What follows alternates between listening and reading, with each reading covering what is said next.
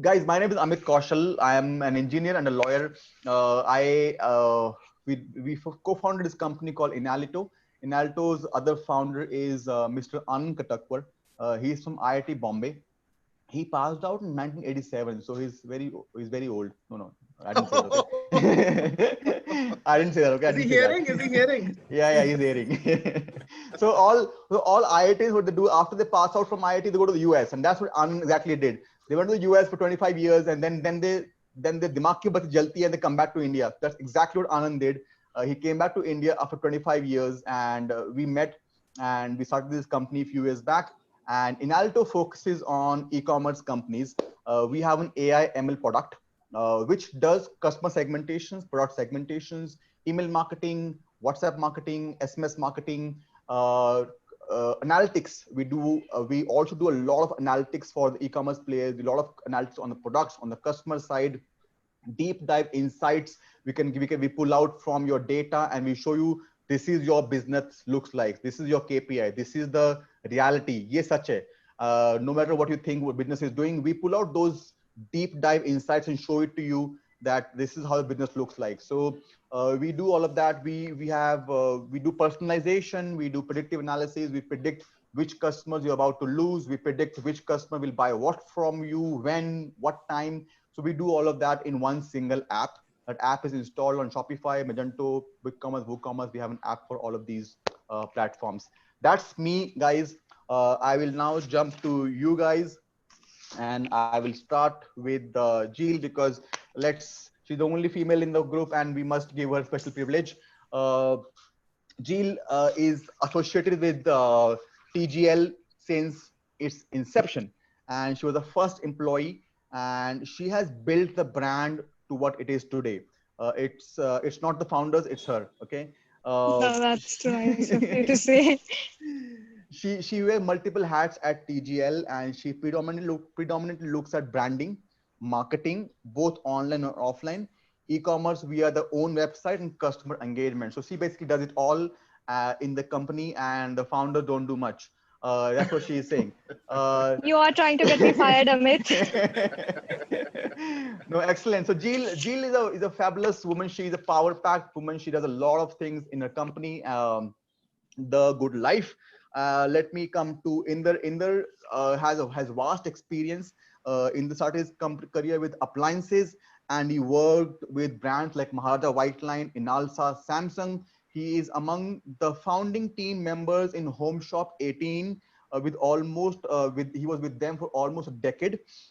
He joined Naptol a year back. Naptol is one-stop online solution for all your lifestyle needs, and it aims at improving the lives by catering to them through teleshopping, online shopping. His expertise is merchandising for TV home shopping. Uh, Vaibhav, Vaibhav, I'm basically from Punjab. I was born in Jalandhar, and Mr. Ashok Mittal, is he your father or the chacha or your taya? He's my uncle. He's your uncle. I met Mr. Ashok Mittal in lovely university 2 years back, and get to meet his nephew. Uh, Weber is from a lovely legacy, so to say. They have colleges, they have sweet shops, they have big group in they actually the college in the lovely college in Jalandhar actually has like an airport where We have a helipad. It's lovely professional university, and we got yes. 30,000 students and a helipad. Yes. And you guys also have, let's say, Mr. Ashok was telling me you also have a land where you plan to train pilots, which was Yes, we in just talks. started. We just started with that project. It's an aerospace department. Which we are Yes, just built up. Yep.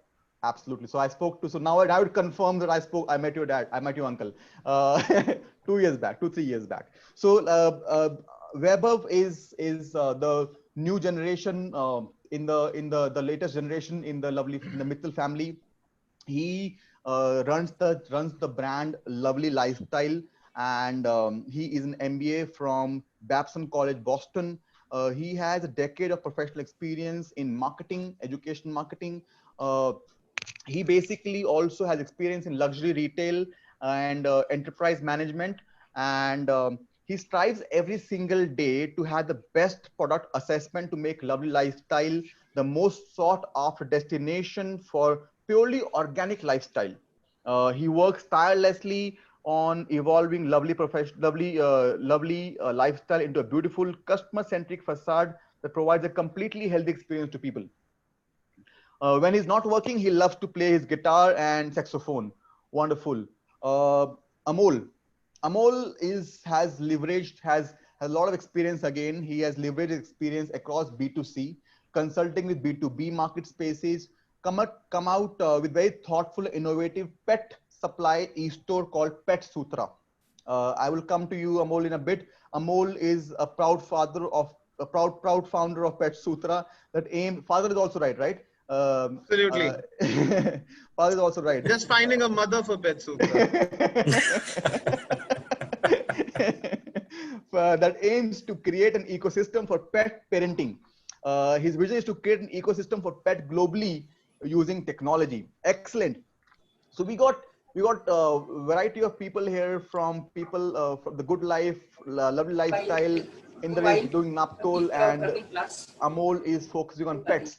So let me go to Amol first. Amol, what's your why? I mean, why pets? I mean, there are so many. India is a country of stray animals, right? And honestly, there are a lot of animal lovers. We have a lot of stray dogs and stray cattle. And why would you? What's your why? Lovely. So thank you for the introduction. So interestingly, so when I was a kid, I had pets, and coming from a vegetarian family, one of the most interesting thing you realize is, you tend to give your pets what you are eating. And essentially what we gave to our pets was something that was absolutely not appropriate, because we were giving them food that is appropriate for humans, but pets require something else.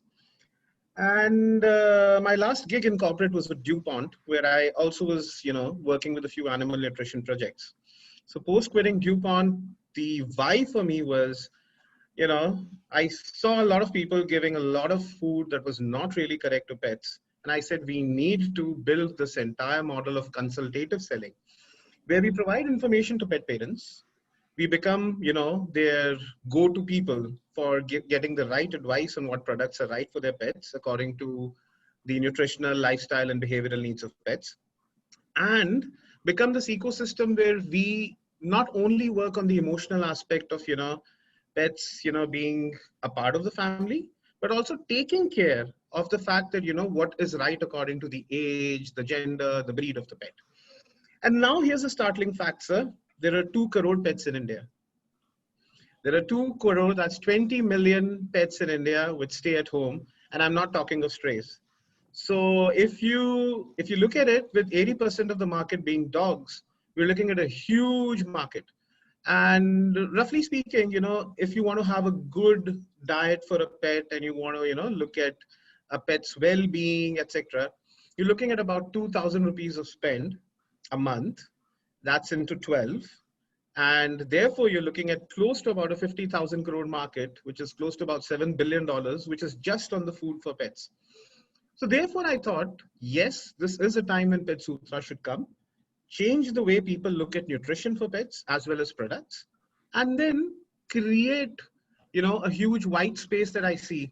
Go and fill that white space with products which are appropriate according to the climatic conditions in India. So that's how Pet Sutra started. Excellent, excellent. Very, very clear thoughts. I'm sure you loved your pet when you were younger, when you had pets yourself.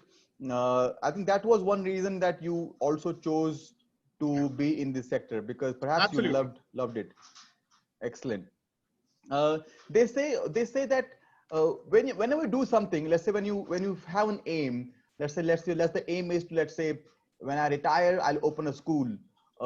Whenever you have a big aim, let's say 20 years down the line vision, they say, what's your why?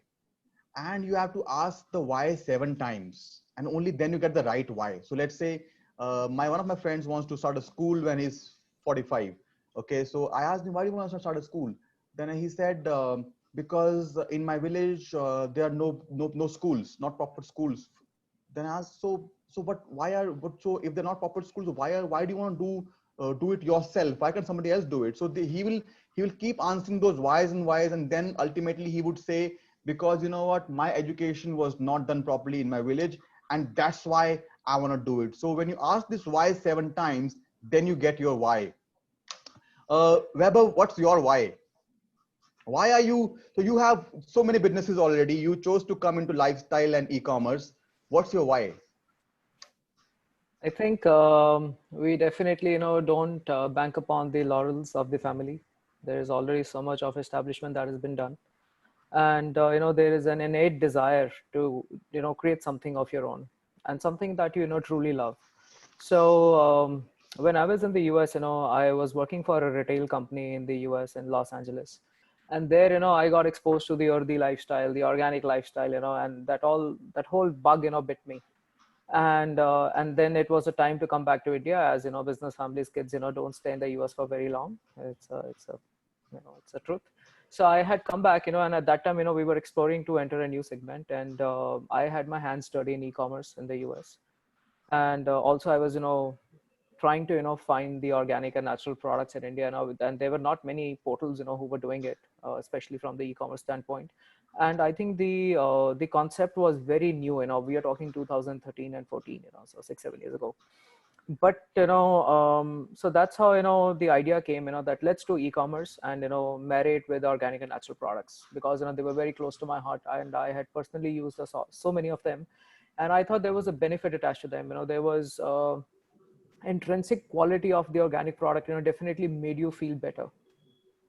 So that was the base for me to start Lovely Lifestyle. And another problem that I was facing in India was this is the time when Amazon was absolutely new in the country.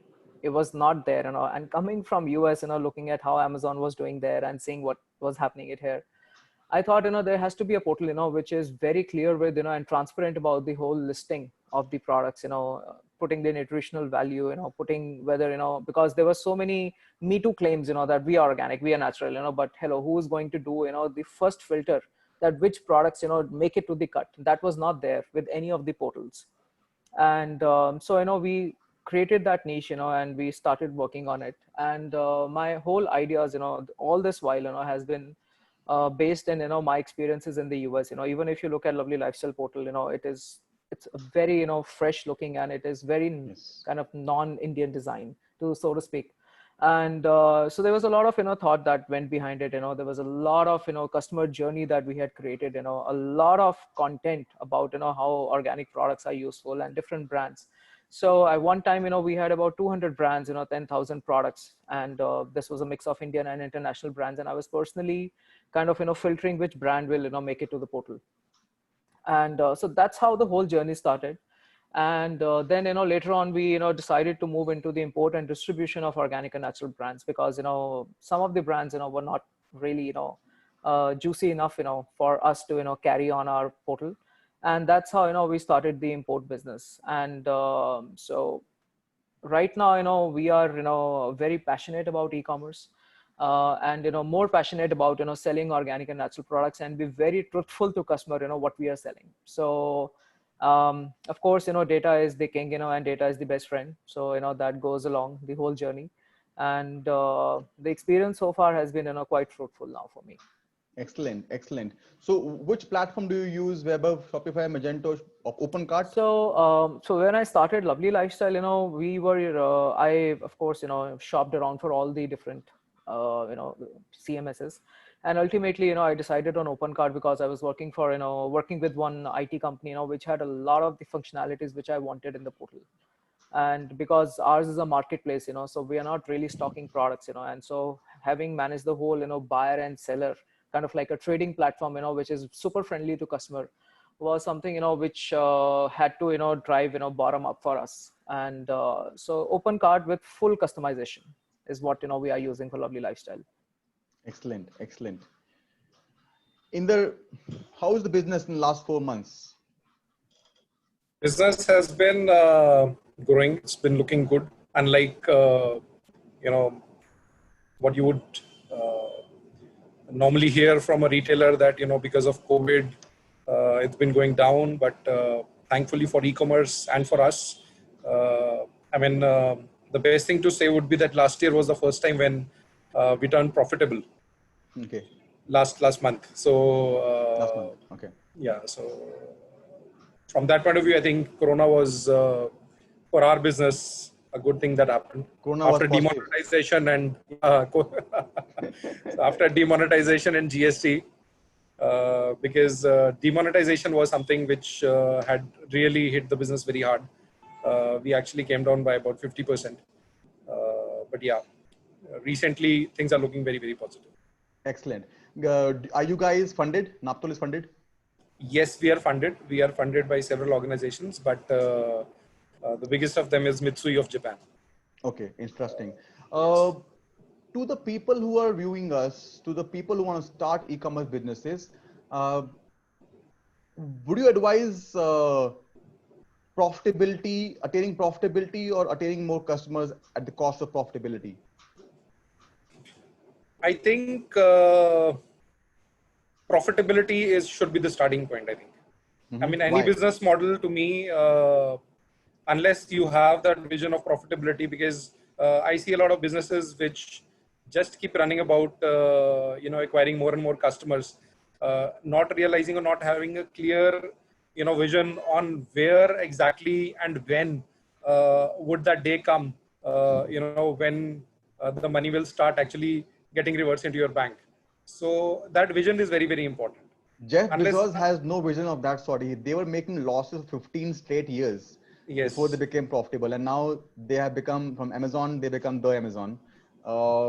What's your take on it, Jill? Profitability versus buying customers, acquiring more customers, just being aggressive, get more people, sign up more people, sell more, top line, no bottom line. What do you say? I think it depends on the stage of your business, essentially. Like for a startup, because I've worked with a startup.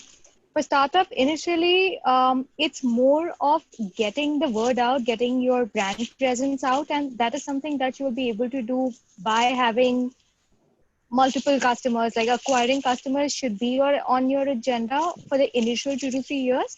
But like Indrajit said, that there has to be a point wherein you know that your crazy customer acquisition has to stop and it has to actually focus on customer retention. So you should be very clear about that breaking point, that until a certain point it's very essential that you focus on customer acquisition, but at the same time, you should not lose sight of the point after which you should start focusing on profitability. So depending on at what stage of business you are, both of it is essential. Great, that's a good learning. Jill, are you guys funded? Yes, we are. We've had multiple Uh, rounds from different angel investors. Interesting. So, how do you use your funding? What do you use it for? Ads primarily, or where does a major chunk go? Yes, it primarily goes for online advertising, PPC. When somebody of, let's say, so if I can ask you, what's the customer base? So, see, the thing is, so we are an omni-channel brand. So Yes. we have a larger online presence on Amazon as compared to our own website, because our own website was relaunched only last year. But Amazon presence is there for the past 2, 3, I think about from 3 years now. So our So, large, yeah. do you plan to keep selling on Amazon and increase Amazon's valuation, or do you want to increase your valuation? No, What's the we plan? actually, we want to continue to sell on Amazon because it does add value to your business. The kind of growth you at one point your own website will able to achieve, that will never match your Amazon. The burn you put in your website versus the burn you put in your Amazon marketing and the volumes that you get on Amazon, there's no comparison. And like I mean, everyone knows today that before Google, if there's a product that a customer is wanting to buy, he's going to look on Amazon before coming to Google. So if you're there on Amazon, you pretty much have a customer with intent.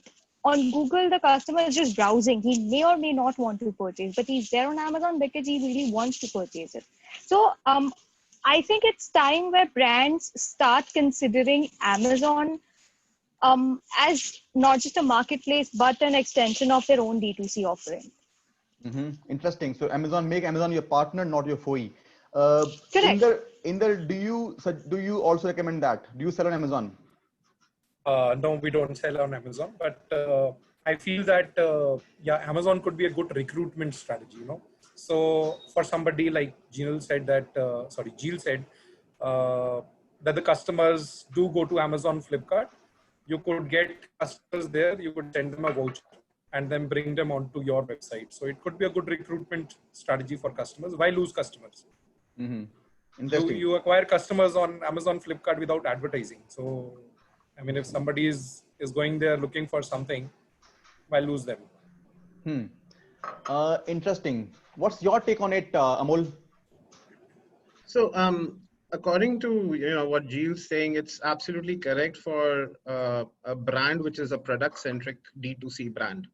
So probably Amazon gives a lot of reach to TGL, which is very important because they are a product-centric brand. We are a platform-centric brand. So obviously, for us, Amazon does not make sense. Unless, of course, we have private label products or other products which we want to quickly reach out to other customers, because we must accept Amazon has immense reach. But for platform-centric brands like us, it really does not make sense in the long run, because our advantage that we want to give is that we have products or offerings which Amazon even does not have. And that's quite interesting in the world of pet care, because there are quite a few brands globally, pet food brands, which now do not have a selling policy on Amazon. They have a zero selling policy on Amazon because Amazon is viewed as a discounter. So therefore, they like selling on pet care specialty platforms such as PetSutra. And that is the reason why in the US, you have a platform such as Chewy.com, which became so big and was bought off for about $1.5 billion by PetSmart. Because of the reason that, it's a platform. So probably it all varies according to whether it's a product brand or a platform brand. And I think it's the right strategy if you're a product brand to be omni-channel and to be present everywhere. Interesting. So you are looking at $1.5 billion. You're looking at being a unicorn. Nah, we're just looking at having a good time. Serving quite a few pet parents in India, because if there are 2 crore pets, there are lots of pet parents. And I guess we're looking at, getting this industry to be a very good educational industry. Yeah. What platform do you use, Amol? We have a custom built platform. Custom built. So, yeah. So lovely lifestyle is using OpenCart. Inder, you're using what? We use Java. Use Java in-house inbuilt, right? So we have actually, just as you mentioned about your co-founder, our founder is also an IITian. Okay. And after doing his IIT, he also went to US. He also has a lot of patents in his name in US. And then after working for some time, then he came back to India. Then the first company that he launched was an IT company, A&M Soft. So he's basically by himself an engineer, or so to say a software engineer. And so A&M Soft does all our platforms. And because we are a value retail, we also believe in value in everything that we consume. So Java is an open free platform. So that's why we don't spend money on anything. And plus we have a team which is expert in Java development. So all our, whether it is a WMS or order management system or CRM, they're all Java based. Mm-hmm. Jill, what platform do you use? We use Shopify. Shopify, all right. And Amol, you use what? So we have got another custom build, which is, you asking me, right? Yes, custom build. Okay. Why did you choose custom build? So people who are starting new businesses, they want to know Shopify, Magento, OpenCart, WooCart, YeCart, WoCart, custom build. What should they go for and why? So why did you go for custom build? So my answer, to be very honest with that, is I would advise new entrepreneurs who are entering e-commerce not to start with a custom built platform. Okay. So you burnt your fingers? Sorry?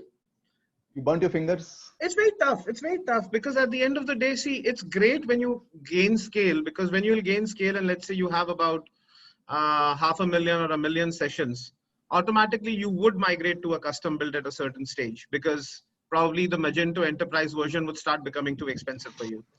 But if you're Okay. starting off, it's always a great idea to start off with Shopify. It makes a Okay. lot of sense because it keeps things simple. It allows the founder to focus on the business and ensures that the tech is taken care of. The other things is the integration and the various, APIs that can be integrated are much seamless. And therefore, my advice to founders, aspiring founders from my experiences, please always go for, don't go for custom build. It just makes your life too complex. And Interesting. there would be, stages when you're bootstrapped and, you'd be thinking, oh, this development work is going to take too much time. I wish I would have, done something simpler. Probably we may reap the benefits 1 or 2 years down the line. But I would say, don't complicate your life. Go for a very simple platform. Interesting. Vaibhav, Amazon also sells organic products. A lot of other Flipkart sell organic products. Do you compete with them? If not, why? If you do, how? So good question to ask. I think for the longest period of time, we had been competing with Amazon as well as Nykaa for the same customers. But our strategy is not to give discounts and get the customer, because that's a very short-lived strategy. It doesn't work. And we wanted to give a more experience, rather than just be a transactional business nature. And which was the reason, that we started, looking into the import and distribution of having exclusive brands. Because if you're not exclusive with any single brand, then they are listed everywhere, and it just doesn't make sense to undercut each other all the time. And so now I think with the change in the strategy, where we have also listed our products on Amazon and other platforms. I love all of them, because now it's our products which are selling elsewhere, everywhere, and there is no competition. And I think it's going to be a better strategy to support each other, because personally I don't think you are here to kick out Amazon out of India. It's not going to happen. And for certain products, even Flipkart lives better than Amazon in certain categories. So I think one has to be careful on which categories they are going to be catering. In beauty space, Amazon is better. Nykaa is also great, and Flipkart is going to still, especially in the premium beauty, where we are. I think it's better to stick to the premium portals than going with generic ones also. So I think a lot of you're calling Flipkart non-premium. Yeah, I call it, because I think if you talk to them, they are not premium, at least in the beauty segment. That's not where the transaction happens. Interesting. I think I am a sucker for details, and the way the content is put on the e-commerce, because you're not in person talking to someone. So whatever you show on your web page, on your product page, is what the customer is gonna get. So it's very important, that it is juicy enough, it has enough information, for the customer to make a purchase and having an informed purchase decision. Even if it is, a purchase on the go, they should have the details in front of them. I think everybody appreciates it. Very, very interesting. Very interesting insight, Vaibhav. Inder, I will come to you. Amol spoke about platform-based service versus product-based, product-focused versus platform-focused businesses. Now, what's your take on that? See, for example, Jill can call herself product platform-focused, but since she's selling on Amazon and Flipkart, that's why you're calling her that she is not a platform-focused. She is product-focused. So, Inder, what's your take on how would you categorize yourself as platform focused? Just because you're not selling on Amazon does not mean you're platform focused, or does it mean so? What's your take on that? I mean, you have so much experience. What's your guidance? Should you be platform focused or product focused? And how do you? There's a thin line between it. So actually, I think how I would differentiate is that whether you are a product, whether you are a brand, or whether you are a retailer, right? You would never expect a Big Bazaar to sell in a Reliance retail, correct? Mm-hmm. You would never expect, let's say, a Shoppers Stop to sell in a Big Bazaar, because they are competing. Mm-hmm. So them in themselves, they are retailers, right? So one retail would not sell, in another retailer's shop, right? Yeah. But if I'm a brand, if I'm a product, then I would want to sell it through my shop. I would want to sell it through a hypermarket. I would want to sell it through e-commerce. Correct. So that's broadly the difference. So Amol is selling to my mind is a retailer. He is developing his own shop, his own distribution mechanism. And in a way, for a specific category, he's competing with Amazon, Flipkart, and the likes. So he would want the customer to come to his website to buy and experience the complete the buying mechanism, and not just the product. So therefore, logging, how the customer will log in, how the SMSs will go, how the advertising will happen to the customer, all of that will matter a lot to Amol, and not just to sell the product. Whereas for Vaibhav and for Jeel, who are selling a product, would want to get more customers to consume those products, right?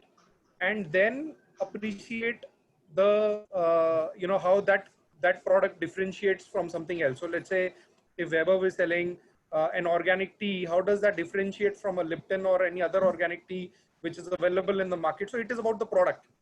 So I think to reach out to that customer and to be able to show him कि भैया मेरा product different है, आप एक बार experience करो, और अगर आपको अच्छा लगे तो अगली बार मेरी दुकान से आके खरीदो, right? So I think I would maybe differentiate in that manner, that whether you are a product or whether you are a retailer or a distribution platform. Excellent insights.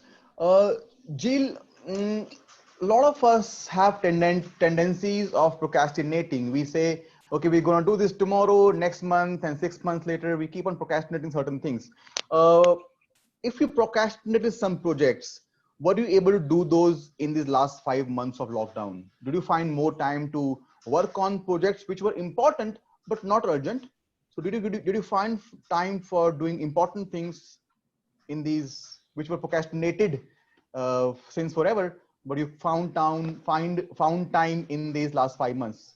If yes, what were those projects? Sure.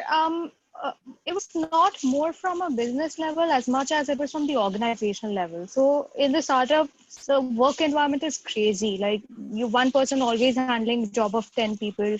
And then TGL is a particularly omni-channel brand. So we have a HoReCa department, we have e-commerce, we've got our offline retail, we've got exports.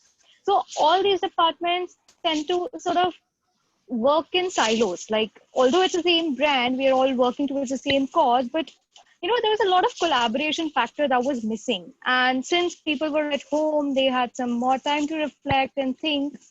That was a time where that actually helped us to sort of connect, understand the granular problems at each level, and sort of work together as a team to identify that, how X person, like for example, HoReCa, the hotels, restaurants, cafes, that's the sector which is almost dead because of the COVID. But the team members, they have wonderful insights on how e-commerce can work. So, we used to sort of collaborate and work and just try to get like the best out of everyone. So organizationally, that was one thing that we were able to achieve. Business wise, we were actually planning a product launch, which was planned for sometime September. Given the COVID scenario, so it was actually a wellness range. So I'm not sure if you're aware, but TGL is essentially into premium teas and coffees. So we have a variety of teas and coffees from around the world, including some plantations in India. I'm going to ask my favorite question. Are you guys tea person or coffee person? I keep asking this to everyone. I like alcohol. Tea. Well, you can mix some cold brew coffee with it. It'll taste really good. Right. So we actually have varieties of teas. So we do green teas, black teas, instant, CTC, everything you can ask for. It's all under one roof at TGL. So we had an entire wellness range coming up. Essentially the teas for your basic like sleep, digestion, immunity, and slimming, weight loss. So these are like the common problems that people all across the country tend to have. So we were planning that range to come up with Indian origin ingredients, made in India kind of theme. Given the COVID, we had the bandwidth to actually achieve this much sooner than we were anticipated, and hence we were able to launch it. We launched a new tea called Immune Warrior, which was also the need of the hour back in May. So yeah, we were happy with what we were able to achieve then. So you procure tea and coffee from different sources in India and outside India. Right. Do you also make something of your own? So these are our own contract manufactured facility. The way the process works is we have recipes which are devised by our culinary experts and botanists, and then they are blended. So there's a facility in Europe, there's a facility in India, and these blends are made, and then we sell them. Excellent, excellent. What's your customer base on your website, Jill? We have about 20,000 odd people on the website. 20K. All right. Yeah. What's your customer base, Amol, on your website? So, I mean, in the last 1 year, we have served close to about 18,000 customers. 18K. All right. What's your customer base in there on your website? We have a weekly viewership of about 45 million. Customer base who are buying from you? Customer base who is buying from us is about 30,000 a day. 30,000 orders a day. Yeah. Excellent. What's your numbers, Vaibhav? You on mute, Vaibhav. I said we have multiple platforms now, so we have our own platform, Lovely Lifestyle. Then we have, independent brand. This is called Organic Air. So we have a separate website for that, which is developed in Shopify. And there's another website, which is another brand, and that's developed in WordPress. So combined, we have about 20,000 customers. 20K. So you have Shopify, you have also WordPress, doing and then OpenCart. OpenCart is where WordPress we have maximum customization. So you also have your contract manufacturing being done in India and elsewhere, because you also import a lot of stuff, right? So we import brands and distribute them. So we don't Okay. have our own brand as of now. But you said you also sell on Amazon. So what do you sell on Amazon? That's there's a brand from Israel, which is into hair care. That's what we sell on Amazon. So you bring it in India and you sell on Amazon. Yep. And you also sell that brand on your own website. Yep. Interesting. Why do you do that? So as I mentioned to you, in the initial discussion, so marketplace, which is Lovely Lifestyle, we had been running it, and we were dealing with all the importers, the leading importers of the country, and listing the products and things like that. But we were competing for the same customer, and undercutting each other.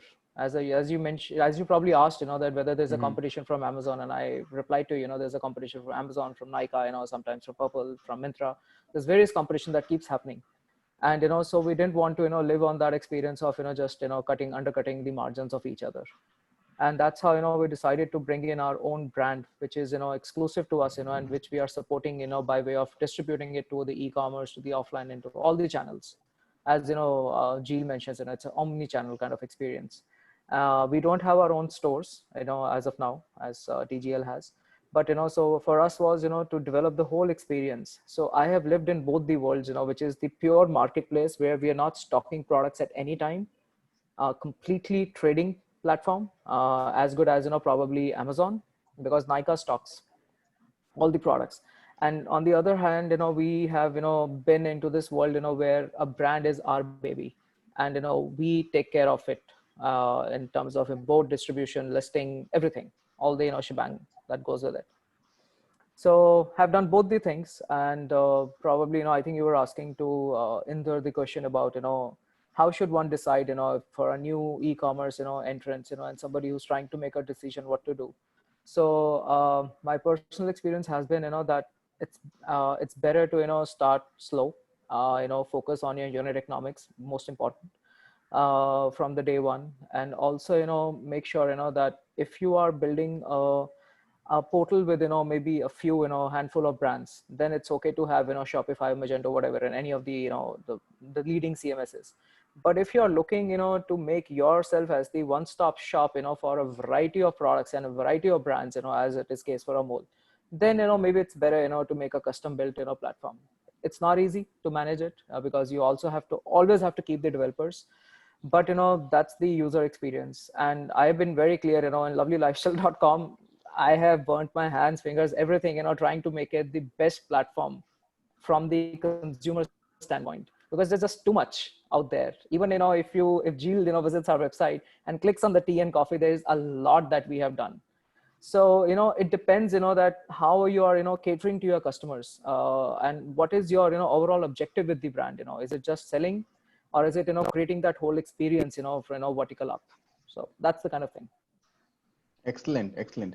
KD, can we have the first poll questions, and also let, so KD is my partner, he's my colleague.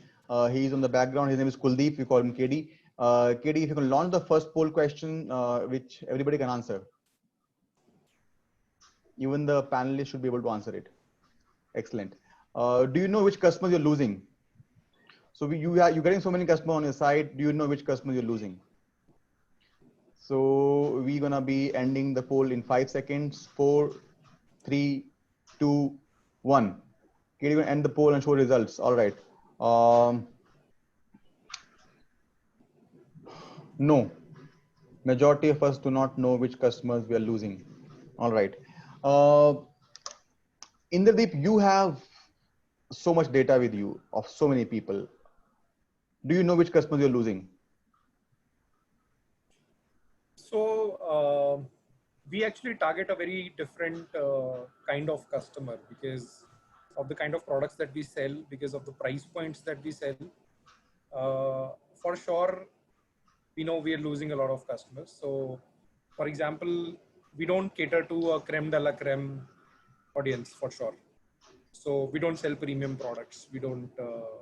So that is one, which is contrary to to the profitability strategy, because the customers who have money are the ones who are going to come and shop. So we actually ignore those customers, and we actually focus on customers who are very, very value oriented, who want Value for money. too much value for money actually. So that is why a lot of our customers, they come from tier 3, tier 4 towns, and so yeah, so that's pretty much it. So we lose a lot of upper middle class and the upper class customers. We focus too much on the value part of the retail. No, I'm talking about people who are coming and shopping from you. Let's say middle class, lower middle class people who are coming and shopping from you. They shop from you once and now they're not coming back. So there are two things. One, because we are too value, so therefore obviously there must be, and there are a lot of customers who when buy from us don't find the product up to their expectation. The other thing is that because we're not touch and feel, so therefore the product looks, may look different on TV, but when it reaches your home, while it is the same product, but it might not fit into your expectation criteria. Yes. So that's a challenge in TV home shopping for sure. So yeah, that's it. Excellent. So Jill, you use Shopify. I'm sure you also use a lot of Shopify apps. Which apps do you use, and why do you use them? What do they do for you?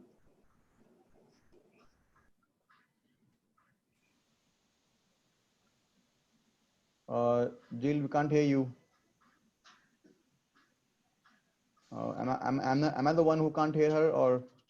Her screen's frozen, I guess. Yeah.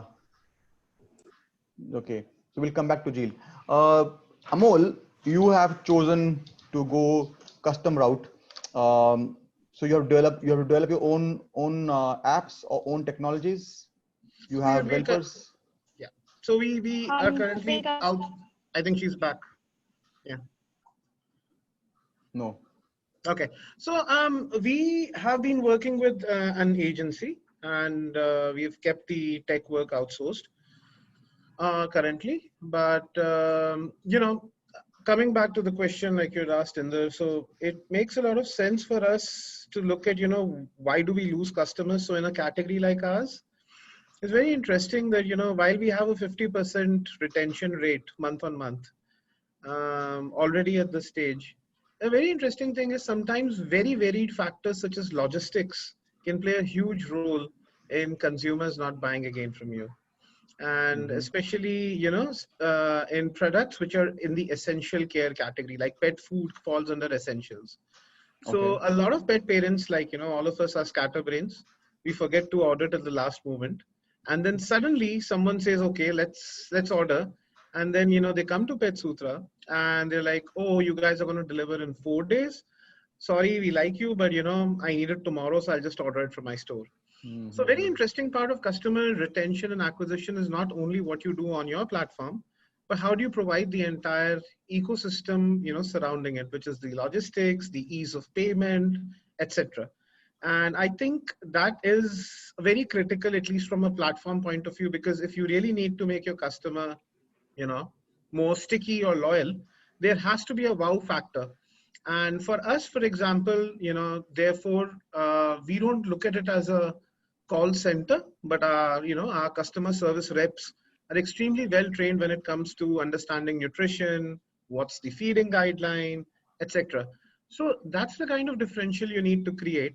And we've been thoroughly dependent on the human touch till now. And going forward also, we don't want to miss that human touch, because if we have built our platform on the basis of providing right advice and consultative selling, we would want to continue with that.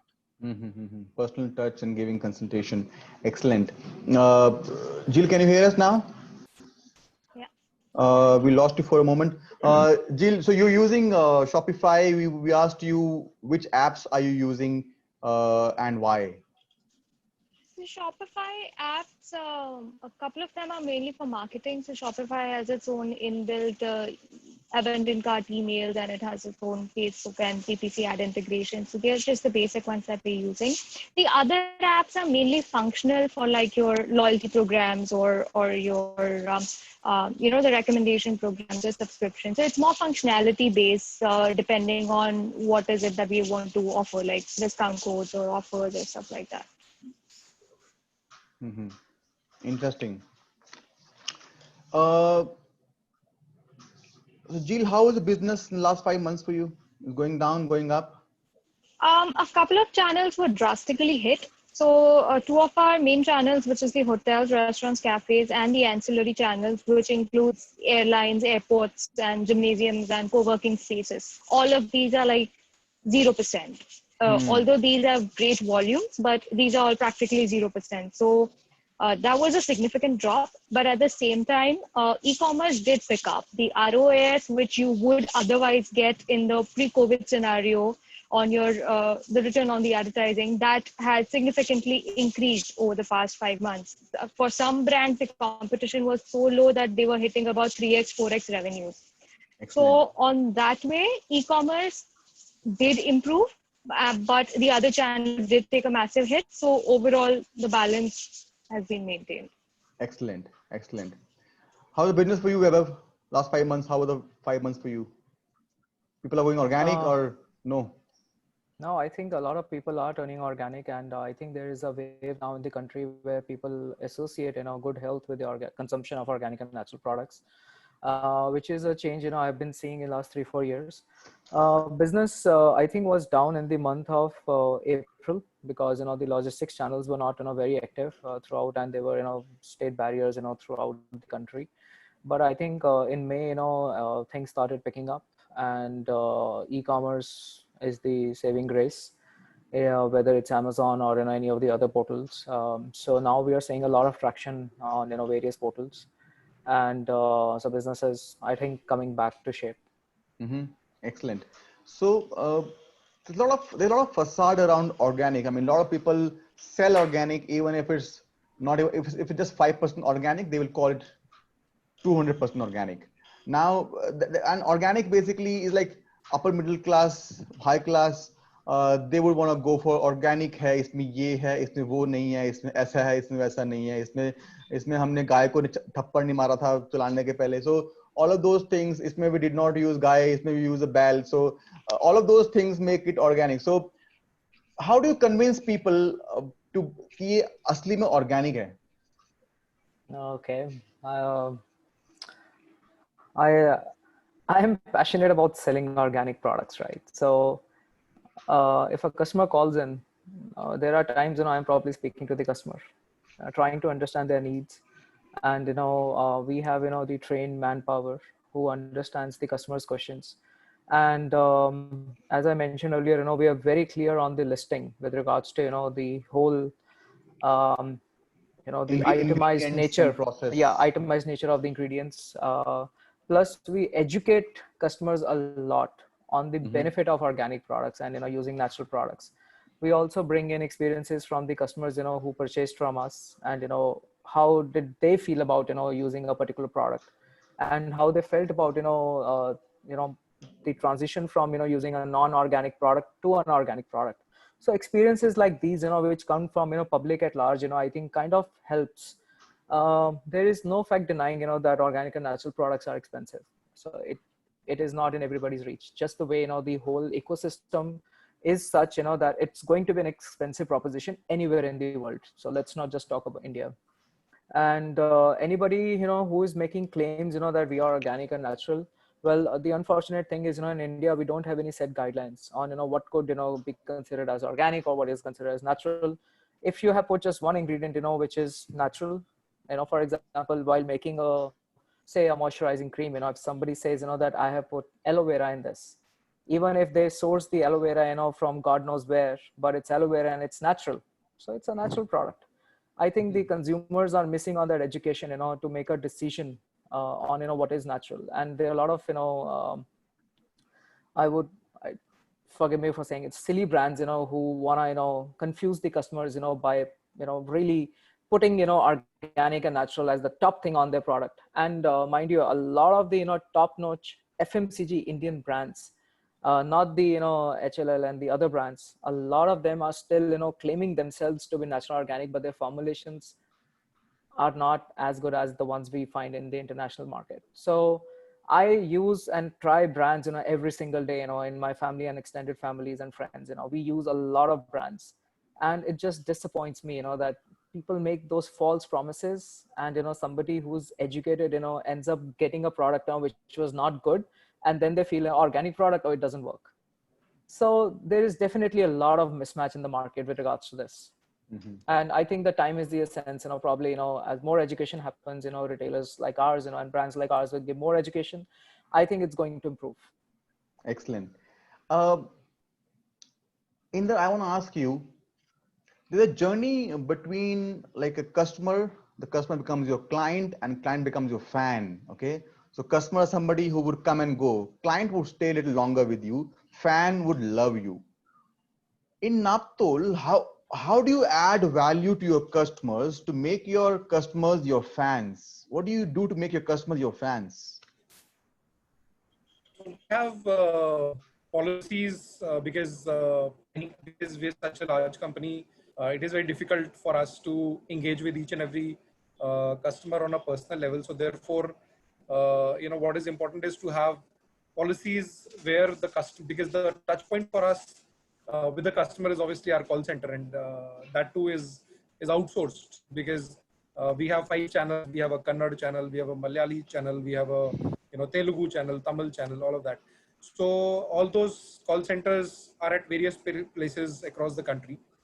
So we have criteria, we have training centers to understand what the customer wants, where the customer is unhappy, and we have guidelines for our vendors because we are a marketplace channel. So to be able to check every product that we sell before it is delivered is impossible. So the only checkpoint that we have is that if a customer is complaining for a product, then we believe that the customer is the king.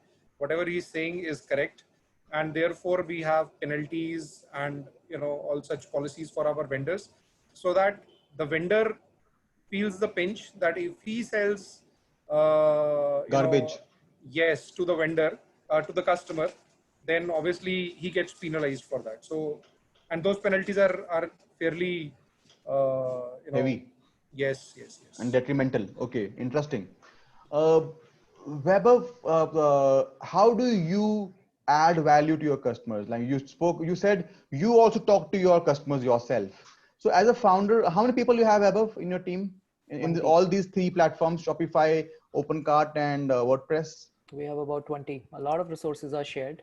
Like the back office is shared and the logistics is shared. Rest is all, the front end that we, have different people to work on. Now, I think what would happens. You advise, like, would you talk to the customers yourself? So are you working in the business or are you working on the business? I think it's just, a quality check. It's a quality check, and, for us, it is the solution oriented approach. Then, just selling.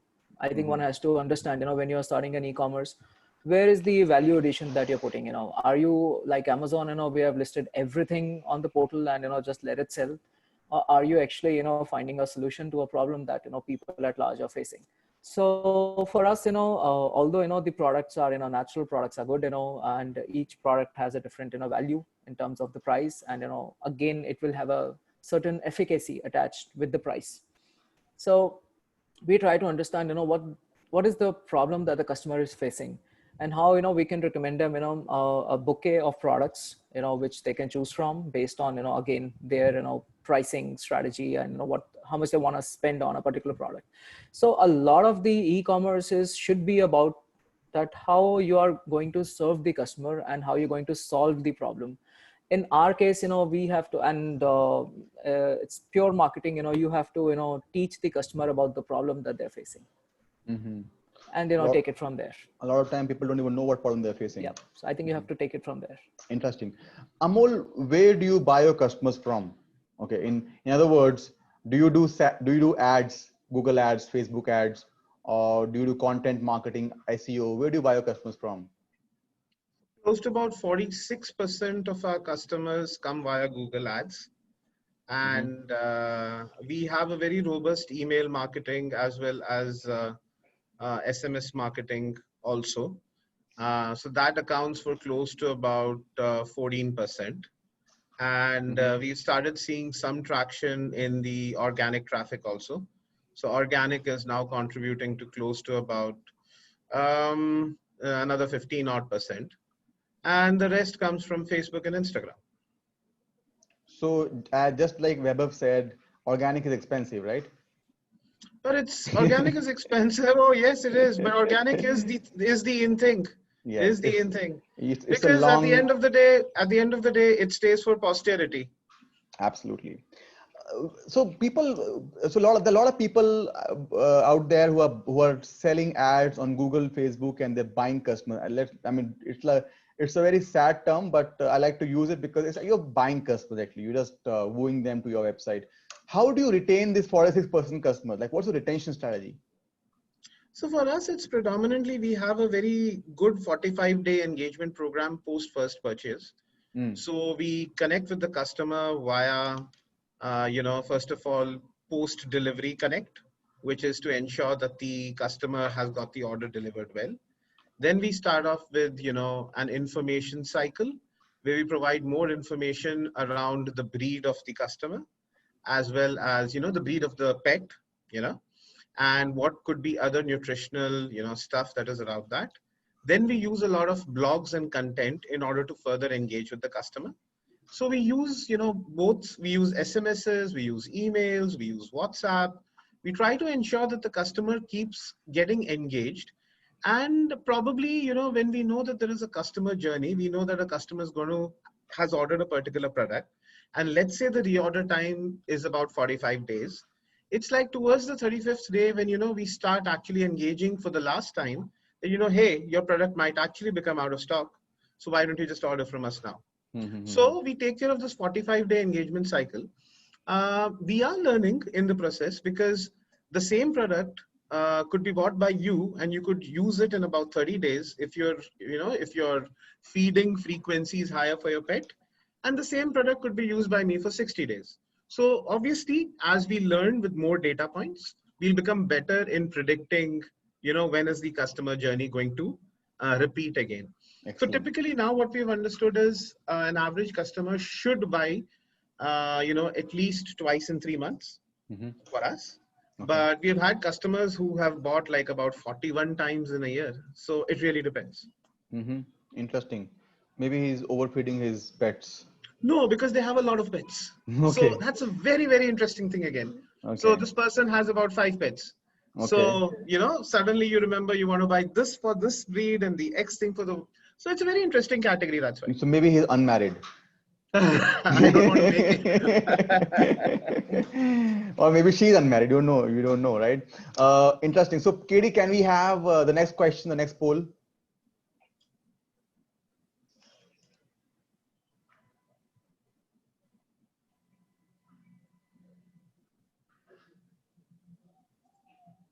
Are you getting an enough ROI from digital marketing and ad spend? Are you all able to answer the question, guys? Yes, have answered. Okay. All right. Who's going to answer yes for that? Sometimes you are happy with because there are we have about, see, look, almost 60% people said yes. Yeah. I think one of the biggest point is, that there is a certain way to measure it. If you do the whole set of offline marketing, it's trying to gauge the ROIs, out of your hands. But I think in the online world, you can have some sense of data and that where you are targeting the consumer and which kind of consumer is coming back to you. So it's just, I think for the easiest one is, how much spend you're making and how much revenue you're generating, whether it's 2x, 3x, 4x, whatever you want to call it. So that's why it is just easier for us to do the ROI. Mm-hmm. We have a question from one of our attendees, Jagrit Gupta. He says, what channels do these brands use for selling their product? Which channel gives the maximum conversion? Okay. Do you also use telesales? So you said, Amol said 46% comes from Google ads. Vaibhav, do you also do Google ads, Facebook ads? And what's your, they are like, they suck money out of us. You use the right word. But do you get traffic from these places, Google and Facebooks? Absolutely. I think Instagram, in our category, Instagram is the most important one now. I mean, there are a lot of boys who are checking girls all the while. Girls are checking girls. I think so. This way, we do tend to reach out the consumers. Yeah, Excellent. It's very important. I think for any e-commerce entrant, you have to be present on at least Facebook and Instagram. Google could be an optional one, because on Google you tend to spend on a higher amounts and may not lead to a sale, especially if your brand is new and the brands that you're selling are new. It's better to build up the traffic through the third-party sites like Flipkart and Amazon and the vertical marketplaces to get the traffic going for your products. And later on, you can always, start competing on Google, because I mean, if you do the searches on Google, there are all sort of, portals, who have put up their ads over there, and it's the consumer choice, which ad they want to click. If you also want to become one of that options, okay, you keep burning money over there. A consumer is going to click on Amazon at a much faster rate than, probably checking your website and seeing your name, maybe for the first time, may not click. So it's a lot of ad spends over there. So better strategy is to, build up your traffic, build up your audience, and then maybe start competing. So are you funded, Vaibhav? No. You're using own money? We have our own money, but not now anymore. Not anymore. You reached break even? Yes. Wonderful. Amol, you reached break even. You funded? We're funded and we're going for another fundraise right now. Okay, so you're burning investors' cash. No, we're burning my money. Actually, we are not. So COVID was good in that sense. What happened in COVID was we could not service areas outside Delhi NCR. So our logistics as a percentage of our revenue came down drastically because we were not servicing Pan India. And we, serendipity, we broke even. Excellent. KD, can we have the next question?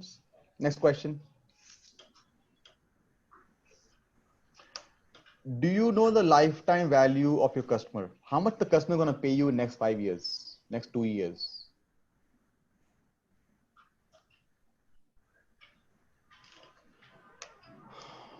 So what's your answer, Jill? Do you know how much a customer going to pay you?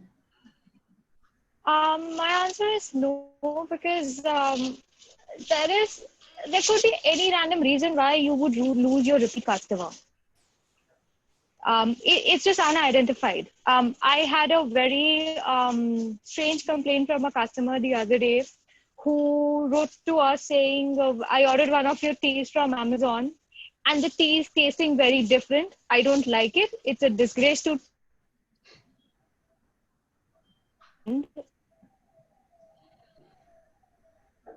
matter of personal taste. So it's not that the product is bad. You got a bad taste. Can't help it. More of an acquired taste. So did you send them an email and a postcard that we're so sorry Sorry? about your taste buds? What? So I see, mean, people who are selling products, you should be ready for this, okay? I mean, people are gonna slam you, come and slam at you, and yeah, of you course. suck, your product sucks, and all of those languages. And some people are gonna like you. So how do you deal with dissent? How do you deal with rejection? How do you deal with tough customers who perhaps It's are all- not behaving in the way you want them to behave? It's all actually more of a learning. So it actually teaches us that if a particular customer is not liking something, what is it that he's not liking? Most of the people are unhappy with the delivery, the logistics, because our packaging, we actually put a lot of effort in our packaging. But by the time the shipping guys take it over to the customer, it's all smashed, it's all squashed. The original form is hardly so we get feedback saying that we love your product, but we need to ensure that, you guys work on the packaging. So then that we incorporate that. So it's just like this guy who wrote to us saying, and this customer was like really a troublesome one. He wrote to us Saturday, middle of the night, Monday morning, because we never got a chance to respond to him over the weekend. Monday morning, he's like, I'm going to give you a negative review on Amazon. I'm like, okay, just give us time to act on it. It's not like we don't take our customer complaints seriously. We do. But it's just that there are some people who are going to love your product. There are people who are not going to like it. And you have to live with it. It's all right. It's fine. You don't base you know what your product is. So you don't have to go by that one person who really doesn't like your product. Excellent.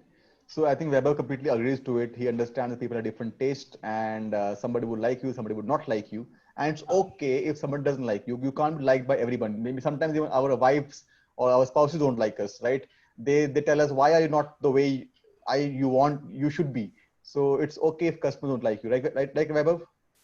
I don't want to bring the spouse experience here because you always have to agree. So I don't debate it. About the consumers, because on Lovely Lifestyle we sell so many categories, including beauty, tea and coffee is also one big category.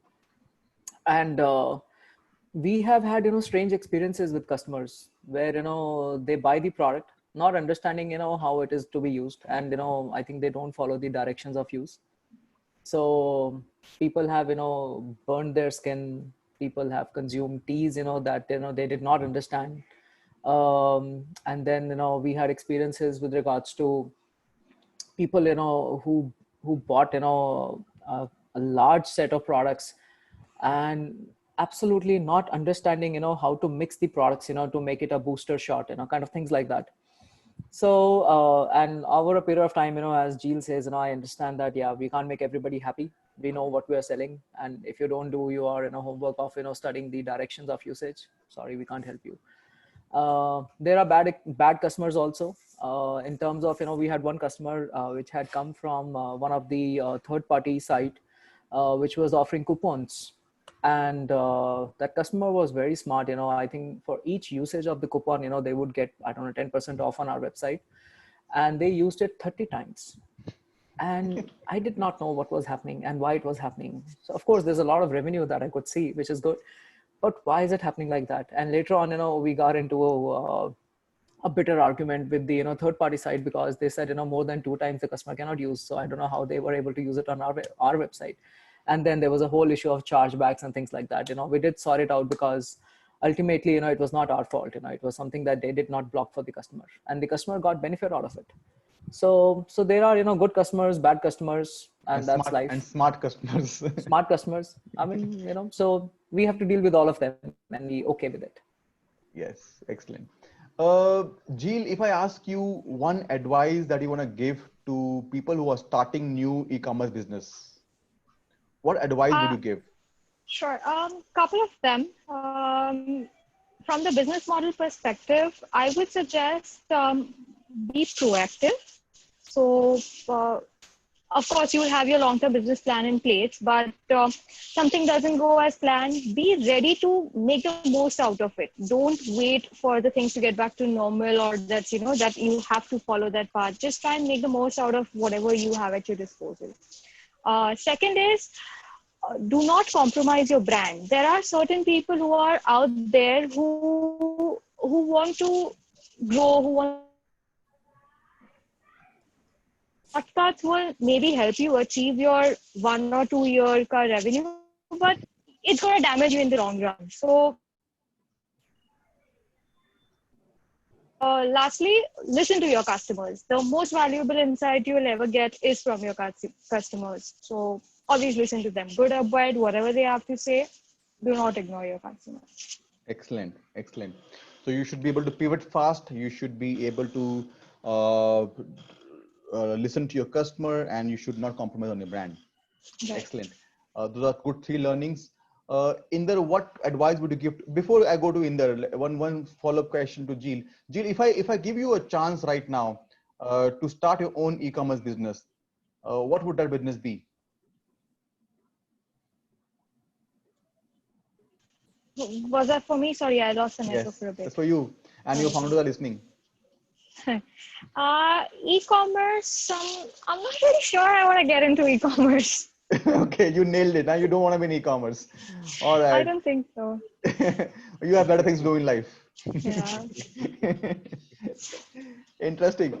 Inder, if you have to get into e-commerce business, start your own business, what would that be, and why? Sanitizers. All right. Or sanitizer stands. That's what you see outside every shop these days. Yeah. Now tell me this seriously. Have you ever thought of starting your own e-commerce business? Well, yes, a lot of times, but when you are getting that monthly dose of cocaine every month, then things turn out to be very different. True. And then you drop those ideas. All the plans. Yeah, correct. Mm-hmm. So but I think right now, as I said, immunity and all these things are definitely in. Mm-hmm. So that's one business which is certainly, and I can see a lot of even in the tea business or in the organic business, a lot of people are actually coming into having turmeric and having cinnamon and having ashwagandha, giloy, all those concoctions in these spaces, also coming up with various brands. So I think a lot of development is happening in this space at the moment. Excellent. Excellent. Vaibhav, what advice would you give to budding e-commerce entrepreneurs? Go for it. It's a fruitful and very interesting, and the progression for e-commerce, if you go by the numbers, it's going to be touching, I think, about 25 billion by no, what is it? Yeah, 20 billion by 2025. So it's an encouraging market, and the consumption of people, or people who were earlier shopping in the offline domain, for them moving into online domain, I think there is a larger number of percentage that you would see. I mean, you can pull out the reports, the research reports, but I think you would see that the consumption of e-commerce website has gone up. In fact, if you look at basic Google Analytics for any website, I think you would see that 80% of the consumers are coming from mobile, and 10% maybe from computer, and remaining from the tablets. 80 to 85% are from the mobile. So that means there's a very high number, and my first advice to make sure that your website is real and stable in the mobile phone. It has to be mobile phone friendly. If you have the app, nothing to beat it, but I think at least in the browser, mobile browser, it has to fit in properly, because consumers are there, not on the websites, on the desktops. So that's first. Secondly, e-commerce is super interesting and super growing space. The whole ecosystem has only been better, and the logistics support which was earlier not there so much for the tier 3 towns, it is there now. And India Post is also have gotten into the e-commerce distribution business. I think no longer there is a sort of the cold feeling about shopping online. I think everybody is very comfortable, and they understand if you shop, you get it. And more people have, credit cards, I mean, more number of people have net banking. So everything, the whole ecosystem has, developed so beautifully that it just makes sense to be in the e-commerce. Offline has a very different set of challenges, I mean, all the other co-panelists who are on the offline, they probably agree that it's a very different game, and it's a very different strategy that you deal with. A single guy, doing both does not, is not going to be so fruitful. I think so. You need to have one person for online strategy, one for the offline. They both have to be dealt very differently. Mm-hmm. So my advice is, I'm a complete evangelist for e-commerce, and anybody who was thinking, go for it. Excellent. Excellent piece of And I advice. think the most important thing is, that the initial setup costs are very low. So your investment is going to be very low for e-commerce compared to, going anything to do with the offline. If you're not stocking up. Even if you are, even if you are, it's just the stocks that it's an inventory, so that's your inventory. But I think important is, that overall setup cost is very low in e-commerce business. And now with the cloud based, CMSs coming in, I think it just makes it very easy for anybody, to set up their shop. It's super easy. They make it just so easy for you, buying domains and, setting up the shop. So based on that experiences, yes, e-commerce is the thing. Excellent. Amol, what advice would you give to our people here? So I guess if you're going for a product which you want to sell e-commerce, I think one critical thing I've seen with a lot of people is the concept of unit economics is not very clear, and we do not factor in, the entire cost that are attributed. I'll tend to agree with Vaibhav that e-commerce is extremely easy, but at the same time, I would also try. The word of caution I would give is if you're thinking of developing your own platform and selling only via your own platform, it's going to be a super expensive mechanism. So if you're coming out with some good products, something you think you can differentiate, go omni-channel, that is go multi-platform, leverage the customer base of other folks. But at the same time, it's extremely important to have a great website because a great website, your own personal great website builds a lot of trust amongst the consumers.